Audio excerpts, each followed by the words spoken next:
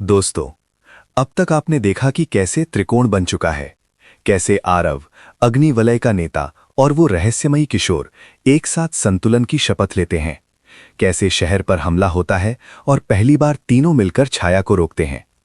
लेकिन छाया जाते जाते चेतावनी दे जाती है, अगली बलि छोटी नहीं होगी। और अब समय स्वयं मांग कर रहा है एक चयन। क्या संतुलन बचाने के लिए किसी एक को अपना वर्तमान त्यागना होगा? क्या आरव समय से बंध जाएगा? क्या त्रिकोण की संरचना टूट जाएगी? आज के इस वीडियो में आप देखेंगे संतुलन की पहली असली कीमत, विश्वास की परीक्षा और समय की वेधशाला का बुलावा। वीडियो को अंत तक जरूर देखें। अगर कहानी पसंद आए तो लाइक करें, कमेंट में लिखें आरव समय से बंधेगा या नहीं, और चैनल को सब्सक्राइब करना बिल्कुल मत भूलिए। तो चलिए शुरू करते हैं त्रिकोण की सबसे बड़ी परीक्षा, त्रिकोण और आग। संतुलन की पहली बलि।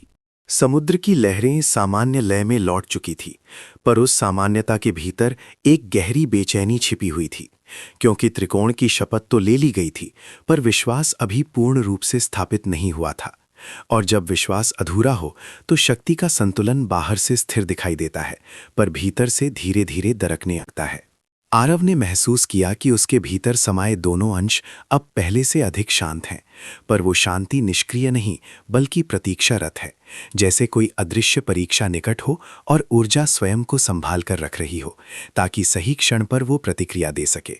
किशोर समुद्र की ओर देख रहा था, पर उसकी दृष्टि लहरों के पार किसी अदृश्य क्षितिज पर टिकी हुई थी, और उसकी सांसों की लय सामान्य से अलग थी, मानो वो केवल वर्तमान को नहीं बल्कि संभावनाओं को पढ़ रहा हो।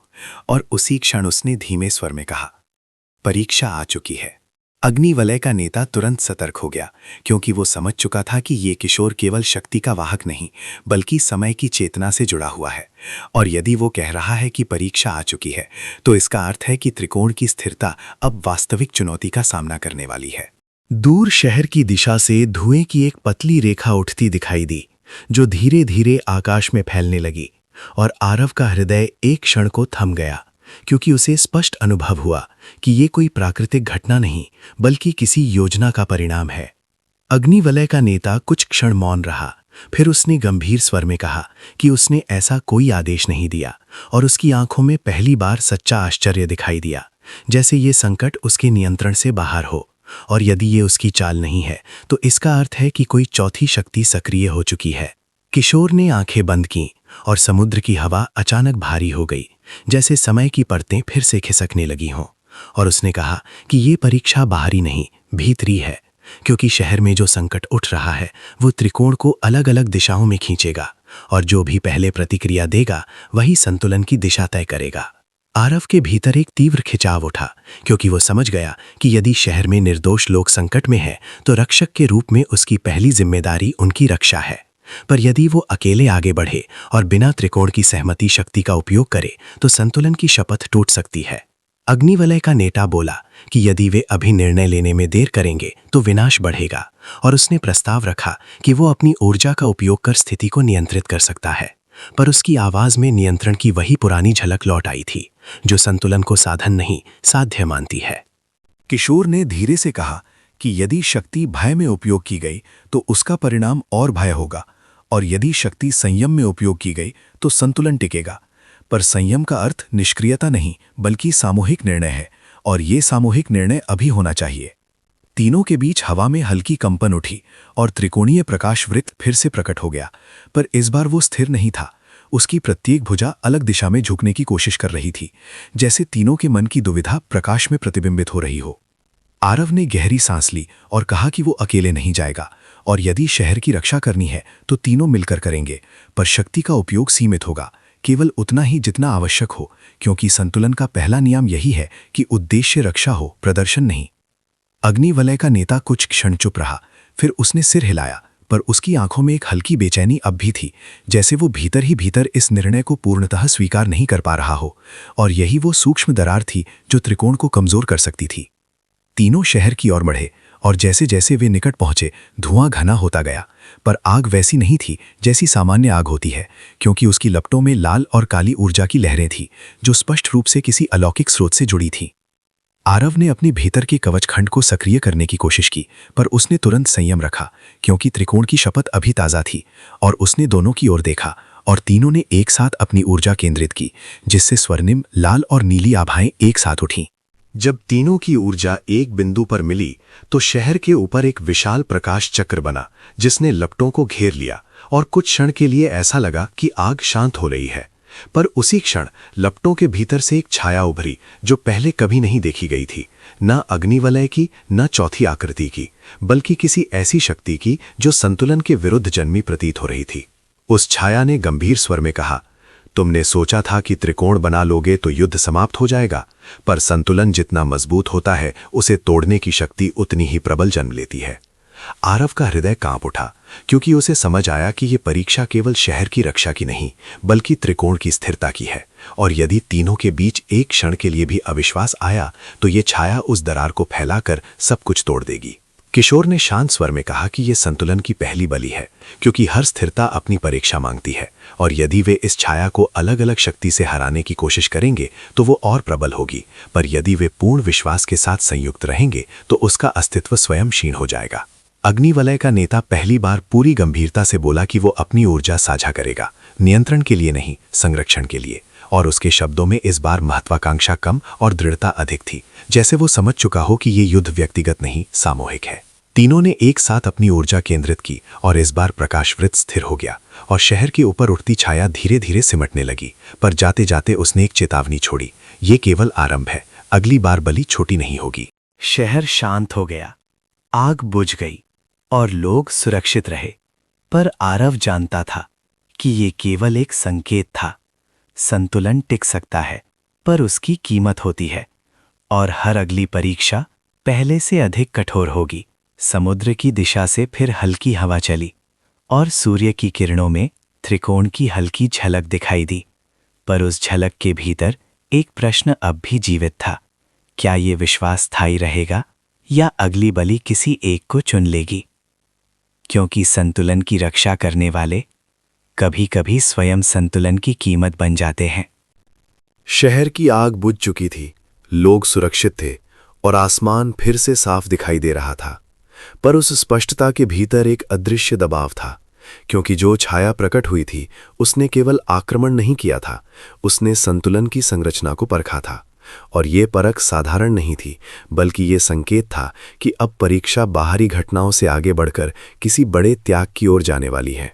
आरव समुद्र किनारे खड़ा था, और उसकी हथेली में हल्की स्वर्णिम कंबन फिर जाग उठी थी, पर इस बार उसमें बेचैनी थी, जैसे भीतर की ऊर्जा किसी आने वाले निर्णय को पहले ही पहचान चुकी हो, और उसके मन में एक ही प्रश्न गूंज रहा था, यदि अगली बलि छोटी नहीं होगी तो क्या वो स्वयं उस बलि का हिस्सा बनने को तैयार है। अग्निवलय का नेता असामान्य रूप से शांत था, और उसके चेहरे पर वो जिद्दी कठोरता अब उतनी तीव्र नहीं थी जितनी पहले हुआ करती थी, पर उसकी आंखों की गहराई में एक नया संघर्ष जन्म ले चुका था, क्योंकि वो पहली बार समझ रहा था कि शक्ति केवल पाने की वस्तु नहीं, बल्कि सहने की जिम्मेदारी भी है, और ये जिम्मेदारी कभी कभी अपने सबसे बड़े लक्ष्य को भी चुनौती दे देती है। किशोर समुद्र की लहरों के साथ अपनी दृष्टि बदलता रहा, जैसे वो हर उठती और गिरती तरंग में समय की रेखाएं पढ़ रहा हो, और अचानक उसने धीमे पर स्पष्ट स्वर में कहा, समय मांग कर रहा है, और इस बार वो शक्ति नहीं, एक चयन चाहता है।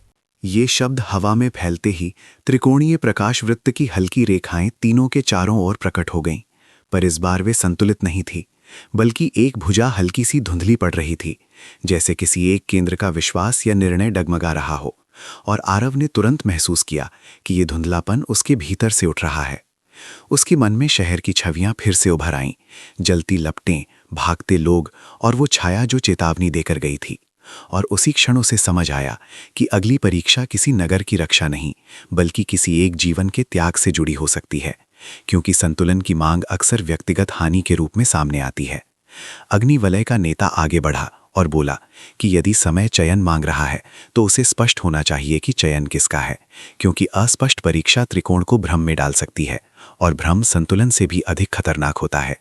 किशोर ने अपनी आंखें बंद की और कुछ क्षणों तक मौन रहा, और फिर समुद्र की सतह पर एक नया दृश्य उभरा, एक पुरानी भूली हुई वेधशाला जहां समय को मापने के लिए प्राचीन यंत्र स्थापित हैं और उन यंत्रों के केंद्र में एक धड़कता हुआ प्रकाश बिंदु है जो स्पष्ट रूप से त्रिकोण से जुड़ा हुआ है।